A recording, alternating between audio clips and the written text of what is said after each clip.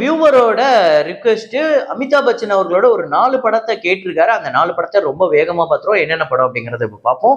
கௌஷிக் பரத்வாஜ் அப்படிங்கிறவரு அவர் வந்து பட்லா, பிங்க், பிக்கு, உன்சாய் அப்படிங்கிற இந்த 4 படத்தை கேட்டிருக்காரு. இந்த 4 படமுமே பாத்தீங்கன்னா உன்சாய் 2022ஆம் ஆண்டு வந்து இந்தியால 38 கோடி, உலகம் முழுக்க 48 கோடி கிட்ட வசூல் பண்ணிருக்கு. பட்ஜெட் 35 கோடி, ஷேர் 25 கோடி தான் வந்திருக்கு. இது ஒரு வசூல் ரீதியா ஃபிளாப். பட்லா 2019ஆம் ஆண்டு வந்து இந்தியால 103 கோடியே 88 லட்சம், உலகம் முழுக்க 138 கோடியே 49 லட்சம், 10 கோடி தான் பட்ஜெட், 68 கோடிக்கு மேல ஷேர் வந்து ஒரு பெரிய பிளாக் பஸ்டரா அமைஞ்சிருக்கு. பிங்க் அப்படிங்கிற படம் நேர்கொண்ட பார்வை உங்களுக்கே தெரியும். 2016ஆம் ஆண்டு வந்து இந்தியால 88 கோடியே 31 லட்சம், உலகம் முழுக்க 104 கோடியே 35 லட்சம், 29 கோடி பட்ஜெட், 54 கோடிக்கு மேல ஷேர். இந்த படமே ஒரு சரியான தரமான ஹிட்.